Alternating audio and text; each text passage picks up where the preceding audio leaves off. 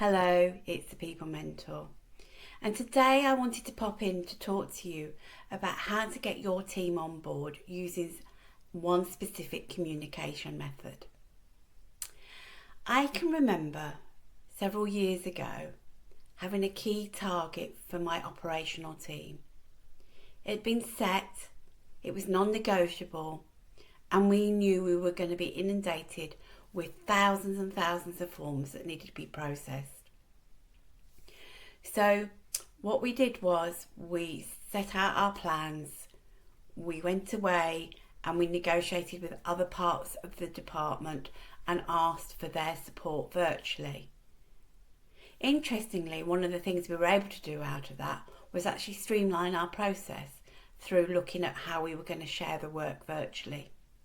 And so it's always a great idea if you can review your processes. But the key thing that came out of it was, how were we going to motivate the team to achieve this fantastic goal? So we realised we needed to keep them in the loop about where we were and how we were getting on. Some of the team managers always had a daily team meeting around a whiteboard. And that was one good way of keeping them in the loop, discussing what the progress had been and how many had got completed the previous day.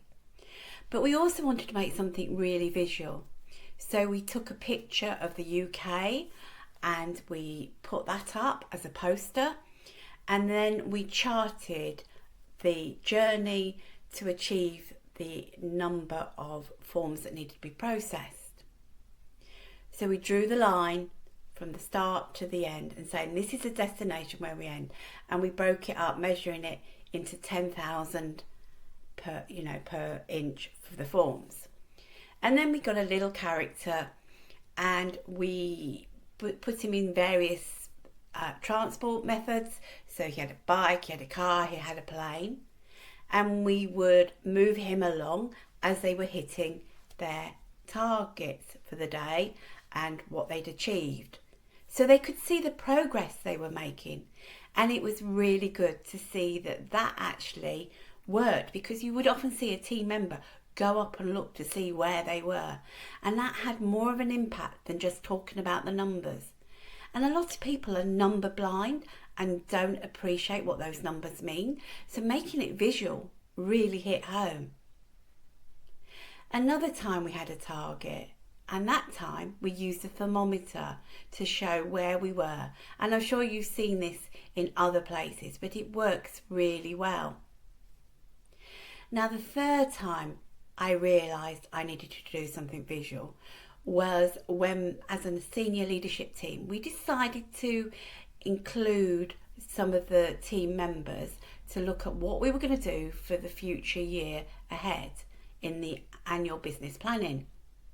I went into the meeting and I was shocked to hear them giving ideas that we were already working on. And it seriously made me realise that something was going wrong with the communication. I wasn't clear where it was stalling because I was sharing it with my managers.